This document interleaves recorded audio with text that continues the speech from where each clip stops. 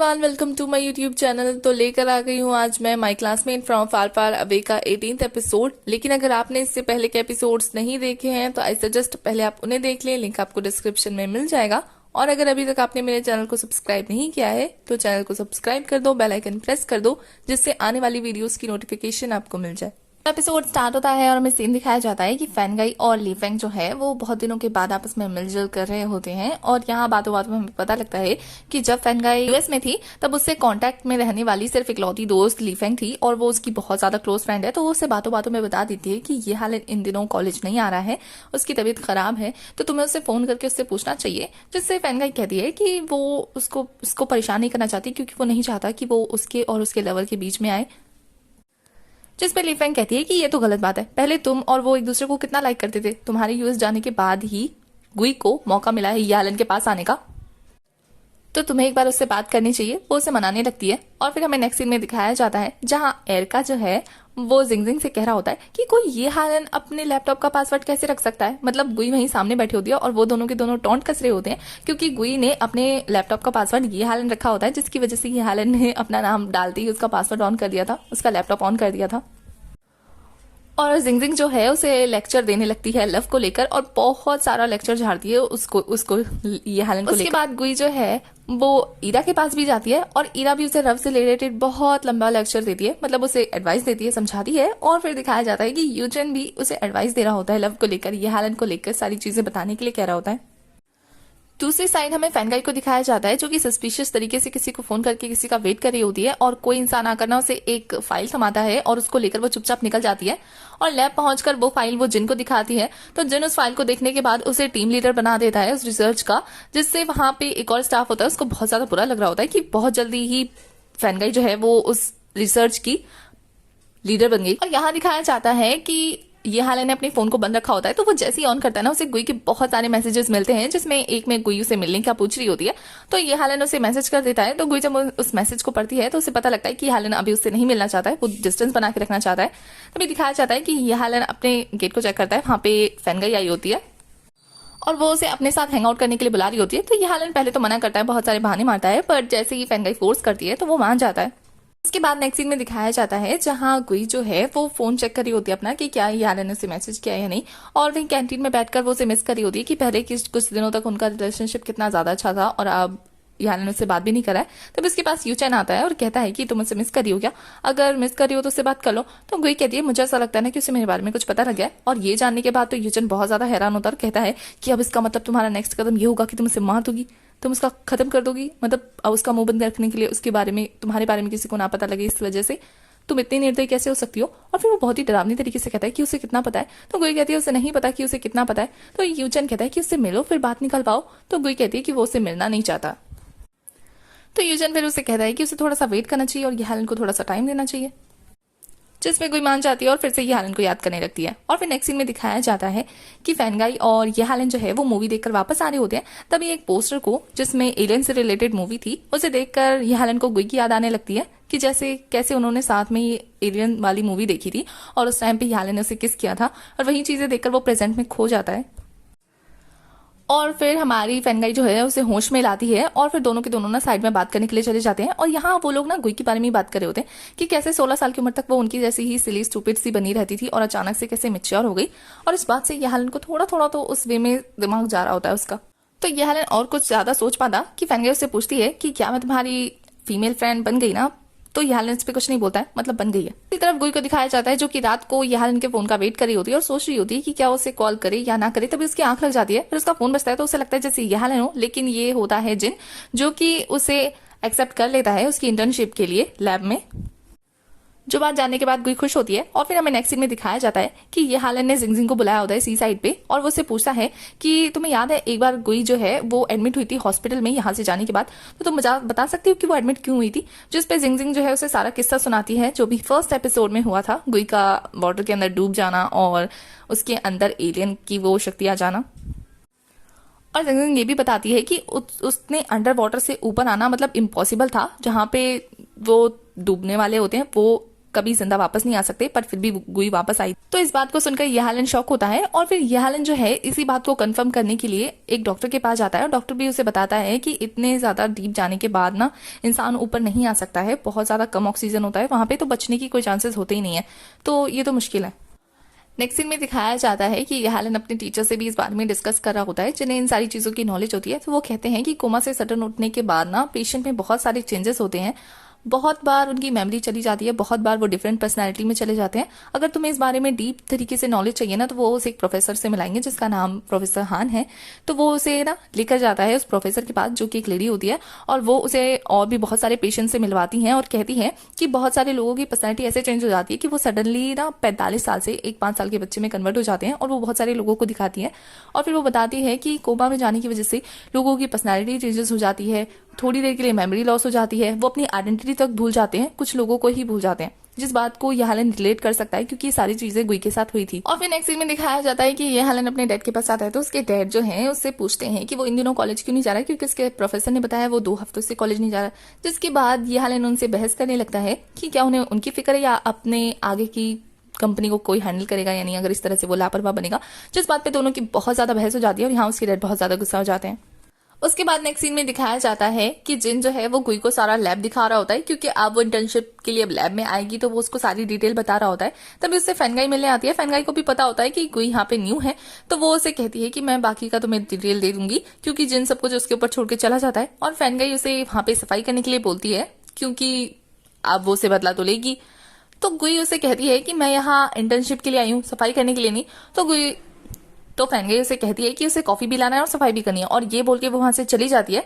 तो हमारी गुई को ना चाहते हुए भी सफाई करनी पड़ती है। तो सफाई करते करते ना उससे वही स्टाफ टकरा जाता है जो उस टाइम पे ऑफिस में था, और उसे भी पता होता है कि गुई न्यू है, पर वो उसे सफाई करते हुए देखकर कहता है कि तुम्हें सफाई करने के लिए किसने बोला। तो गुई उसे कहती है कि उसे फैनगाई ने बोला है। तो वो उसे मुंह बना के जाने लगता है और कहता है अच्छा उसने। तो गुई उसे कहती है कि क्या तुम्हें उसके बारे में कुछ पता है। तो वो चुपकी से उसे कोने में ले जाता है और कहता है कि किसी को मत बताना, मुझे ऐसा लगता है ना कि ये लड़की कुछ सस्पिशियस है। मतलब जो उस पत्थर के बारे में कोई रिपोर्ट नहीं दे पाया था, वो सडनली इतनी सारी रिपोर्ट कलेक्ट करके ले आई, और उसने जैसे ही उसको जमा किया ना, वो हेड बन गई उस रिसर्च। गुई को ये बातें थोड़ी अजीब लगती है। और फिर नेक्स्ट सीन में दिखाया जाता है कि गुई ना केस स्टडी कर रही होती है, बहुत सारी फाइल्स को स्टडी कर रही होती है, और उसे जिन देख रहा होता है। तो जिन को फिलहाल तो सब कुछ नॉर्मल लगता है क्योंकि गुई अपने काम में बिजी होती है। तो वो उसके वहां से जाते ही हमें दिखाया जाता है कि गुई को पता होता है कि जिन उसे देख रहा है। और फिर नेक्स्ट सीन में दिखाया जाता है कि जिंगजिंग और एरका जो है वो वेकेशन के लिए जा रहे होते हैं, जिस बात में हमारी गुई को थोड़ा अच्छा नहीं लग रहा होता है, पर फिर भी उन्हें जाने देती है। तो जिंगजिंग के साइड हटते ही ना वो एरका से कहती है तुम तो कह रहे थे कि ये लव शव की चीजें जो है वो बेकार है, हमें अपने अर्थ पे जाना चाहिए, तो उन सारी चीजों का क्या हुआ। जिसपे एरका कहता है कि मैं इतने ही सालों से अपने अर्थ पे हूँ, कुछ दिनों के लिए यहाँ आ गया हूँ, तो क्या दिक्कत है, थोड़ी सी मौज मस्ती कर लेनी चाहिए, थोड़ा सा ब्रेक ले लेना चाहिए। और ये बोल के ना वो जिंगजिंग के साथ वेकेशन पे निकल जाता है और गुई अकेली हो जाती है। और यहाँ नेक्स्ट सीन में येहालन के डैड को दिखाया जाता है, जो कि उसी प्रोफेसर के साथ होता है, और उसके साथ एक और लड़का होता है जिसपे वो लोग एक्सपेरिमेंट करने वाले होते हैं। तो वो लड़का कहता है कि तुम लोग कोई केमिकल वाली ड्रग्स तो मेरे ऊपर इंजेक्ट नहीं करने वाले हो ना। जिसपे प्रोफेसर उसे बताता है कि वो बस उसके ऊपर का साइड इफेक्ट देखना चाहता है, उन्होंने एक नई दवाई बनाई है।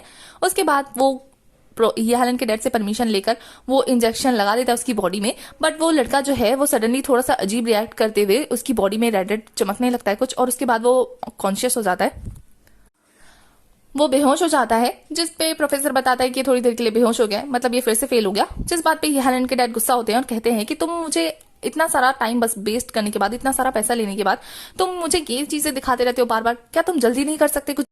तो प्रोफेसर जो है वो येहालन के डैड से कुछ और टाइम मांगता है। और दूसरे सीन में हमें दिखाया जाता है कि गुई जो है वो येहालन के कॉलेज में पहुंच गई होती है, और वहां जाके ना क्लास के स्टूडेंट से उसके बारे में डिटेल निकलवाने की कोशिश करी होती है। तो वहां से पता लगता है कि येहालन ने सिक लीव ले रखी है कुछ दिनों के लिए, और वहां वो लड़की ना कुछ प्रोजेक्ट्स भी देती है जो कि येहालन को सबमिट करना होता है, बट वो गुई को दे देती है ताकि वो येहालन को दे दे। दूसरी तरफ फैनगाई जो है वो येहालन के घर से जा रही होती है, तो येहालन उसे बार बार आने से मना करता है। बट फैनगाई कहती है कि वो जानती है उसकी गर्लफ्रेंड है, बट वो उसकी दोस्त है तो वो मिलने आ सकती है। तो येहालन उससे बात कर ही रहा होता है कि दूर से गुई जो है वो उन दोनों को साथ में देख लेती है, और उसे बहुत ज्यादा अजीब लगता है। और यहाँ हमारी फैनगाई जो है वो येहालन को किस कर लेती है, और ये देखने के बाद तो गुई का दिमाग बिल्कुल फ्यूज हो चुका होता है, और वो बेख्याली में येहालन के डॉक्यूमेंट्स वहीं गिराते हुए चली जाती है। उसे बहुत ज्यादा बुरा लगता है। दूसरे सीन में यूचन को दिखाया जाता है जो कि अपने फ्रेंड के कैफे में काम कर रहा होता है। तभी उसके पास गुई के फोन से फोन आता है, तो वो उठाता है तो उस पर ईरा बात करी होती है। तो वो इस बात से शॉक होता है कि ईरा के हाथ में गुई का फोन है। तो हमें नेक्स्ट सीन में दिखाया जाता है कि गुई जो है एक पोल से सटकर डांस कर रही होती है बिल्कुल पागलों की तरह, और ये चीज वहां पे खड़े होकर ईरा और यूचन देख रहे होते हैं। तो यूचन पूछता है कि क्या मेरी सिस ने ड्रिंक किया है? तो वो ईरा उसे कहती है कि नहीं, उसने तो बस आम का हलवा खाया था। और फिर दिखाया जाता है कि वो दोनों बैठकर वही चीज खा रहे होते हैं।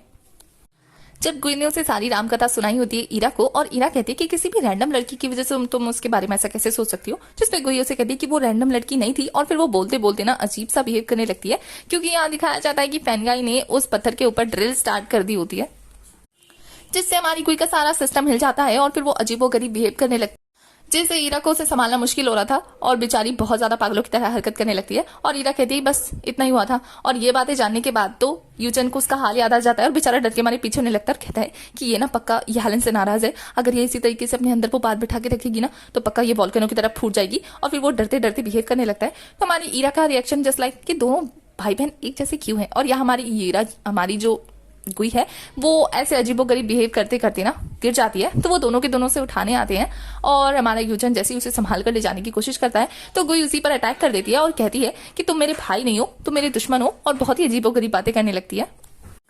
बट यहाँ जैसे ही फैनगाई का काम खत्म हो जाता है, वो लाइट्स ऑफ करके लैब से चली जाती है, तो यहाँ गुई भी नॉर्मल होकर बेहोश हो जाती है, जिससे ईरा और यूचन को कुछ भी समझ में नहीं आता। और फिर वो दोनों के दोनों जैसे तैसे उसे घर पर ले जाते हैं, उसकी सेवा पानी करने लगते हैं। तो यूचन कहता है कि तुम इसका ख्याल रखो ईरा को, और मैं जा रहा हूँ यहाँ इनको ढूंढने। जिस पे ईरा कहती है कि तुम क्या करोगे इसे ढूंढकर? तो वो कहता है मैं उसे मार डालूंगा, उसकी हिम्मत कैसी मेरी बहन को परेशान करने की। और यहाँ वो दोनों आपस में बहस करने लगते हैं, बट यूचन ईरा की नहीं सुनता, वहां से चला जाता है। तो ईरा उसे बेवकूफ कहती है और उसके जाते ही ना गुई को होश आ जाता है। और गुई को होश में आते हुए देखकर हमारी ईरा उससे पूछती है कि क्या वो उसे एक सवाल कर सकती है। उसे पूछना चाहती है कि गुई कौन है। और इसी के साथ शिफ्ट होता है और हमें दिखाया जाता है कि यूचन जो है ये हालन के घर पहुंचकर सीधा उस पर टूट पड़ता है और दोनों के दोनों एक दूसरे से लड़ाई स्टार्ट कर देते हैं। बिल्कुल ऐसा लग नहीं रहा था कि ये दोनों कभी दोस्त थे, दुश्मनों की तरह लड़ाई स्टार्ट कर देते हैं। और यहाँ गुई ईरा से पूछती है कि उसका ऐसा पूछने की वजह से ये तो नहीं कि वो डिस्ट्रिक्ट 7 की मेंबर है तो वो उसे सस्पेक्ट लिस्ट में डाल रही है। जिसपे ईरा उसे कहती है कि वो उसकी दोस्त भी तो है, पर उसके इतने सारे सीक्रेट्स हैं उसे लग नहीं रहा कि वो फ्रेंड्स है। जिसपे गुई उसे जैसे तैसे समझाती है और ईरा वहां से गुस्से में जाने लगती है। उसे अपने सवालों का जवाब तो मिलता नहीं है तो वो चली जाती है। और यहाँ लड़ाई खत्म होने के बाद यूचन जो है वो यालन से पूछ रहा होता है कि सच सच बताओ फैन गई और तुम कौन हो एक दूसरे के। जिसपे यालन कहता है कि हम बस दोस्त हैं। जिसपे यूचन कहता है दोस्त किस नहीं कर रहे होते हैं। तो यालन कहता है तुम्हें कैसे पता? तो कहता है गुई ने बताया, उसने तुम दोनों को देख लिया था साथ में किस करते हुए। जिसपे यालन कहता है मैं तो भूल ही गया था कि उसने देख लिया था। तो यूचन कहता है जाओ और जाके गुई को एक्सप्लेन करो सारी चीजें, तुम्हारी वजह से कितनी तकलीफ में है वो। तो यालन कहता है कि मैं उससे बात नहीं करूंगा जब तक कि वो मुझे नहीं बता देती कि वो कौन है। जिस पे यूचन घबरा जाता है और फिर यालन कहता है मुझे ऐसा क्यों लग रहा है कि तुम्हें भी पता है कि वो कौन है, तो ये बेहतर रहेगा कि तुम मुझे बता दो। तो यूचन जो है वो बहाना मारने लगता है और फिर बहाना मारते वहां से घबराते हुए जाने लगता है और यालन उसकी सारी चीजों को नोट करने लगता है। और यूचन के जाते ही यालन सोचता है कि पास में उसने फैनगाई को साफ साफ बता दिया था कि वो दोस्त हैं, और फैनगाई के वहां से जाते ही उसे अपने वो प्रोजेक्ट के उड़ते हुए पेजेस भी मिल गए थे, जिससे उसे भी पता लग गया था कि कोई आसपास आई होगी। और यहाँ कोई अपने लैपटॉप में वीडियो रिकॉर्ड करती है, लव से रिलेटेड बातें करती है और कहती है कि जब कोई आपको किस करता है तब आपको ये चीज स्वीट लगती है, लेकिन जब आप किसी को लाइक कर रहे होते हो और वो किसी और को किस करता है तो ये चीजें बहुत ज्यादा हर्ट करती हैं। और ये सारी इमोशन उसने अर्थ में रहते हुए सीख लिए हैं और उसे ये चीजें बहुत ज्यादा इफेक्ट कर रही हैं। और नेक्स्ट सीन में दिखाया जाता है कि उसी स्टाफ के ऊपर ना फैनगाई बहुत ज्यादा गुस्सा कर रही होती है। तो ये हमारी जो गुई है वो उससे दोस्ती कर चुकी होती है, तो वो उसके लिए लंच लेकर आई होती है और लंच करते टाइम पे उससे पूछती है कि फैनगाई उस पर गुस्सा क्यों कर रही थी। जिसपे वो स्टाफ बताता है कि उसी की गलती थी, उसने एक इंपॉर्टेंट नोट नहीं लिखा था जिसकी वजह से वो उस पर गुस्सा कर रही थी, क्योंकि अब वो मैनेजर बन गई है ना। तो गुई कहती है कि मैनेजर, तो वो कहता है हाँ यहाँ पे ना एक सीक्रेट रिसर्च चल रही है जिसके लिए इन्वेस्टर चाहिए था, और फैनगाई एक बहुत बड़े इन्वेस्टर को लेकर आई थी जिसने इन्वेस्ट किया, और इसके बाद फैनगाई को यहाँ पर प्रोजेक्ट मैनेजर बना दिया गया है। जिस बात को सुनकर गुई को कुछ तो गड़बड़ लग रही होती है। नेक्स्ट सीन में दिखाया जाता है कि ईरा जो है गुई की फाइल देखकर और गुई की फोटो देखकर अपने एक मेंबर को गुई के बारे में इन्वेस्टिगेशन करने के लिए कहती है। और फिर नेक्स्ट सीन में दिखाया जाता है कि गुई जो है ऑफिस में काम कर रही होती है और सब लोग अपना काम निपटाकर जैसे ही वहां से चले जाते हैं ना, तो गुई मौका पाकर लैब में जाने लगती है अंदर पता करने के लिए कि वो सीक्रेट रिसर्च कहाँ पे चल रही है। और दूसरी तरफ से प्रोफेसर भी अपना काम खत्म करके वापस आ रहा होता है और वो दोनों के दोनों एक पॉइंट पर ना ऐसा लगता है कि आकर मिलने वाले हैं, बट हमारा एपिसोड यहीं खत्म हो जाता है। तो एपिसोड 18 की एक्सप्लेनेशन होती है खत्म। आगे की कहानी के लिए आपको नेक्स्ट एपिसोड तक वेट करना होगा। तब तक के लिए बाय। और अगर अभी तक मेरे चैनल को सब्सक्राइब नहीं किया है तो चैनल को सब्सक्राइब कर दो, बेल आइकन प्रेस कर दो, जिससे आने वाली वीडियोस की नोटिफिकेशन आपको ऐसे ही मिलती रहे। और एक इन्फॉर्मेशन मुझे आपसे लेनी है कि इस ड्रामा में आपको सबसे इंटरेस्टिंग जोड़ी किसकी लगी।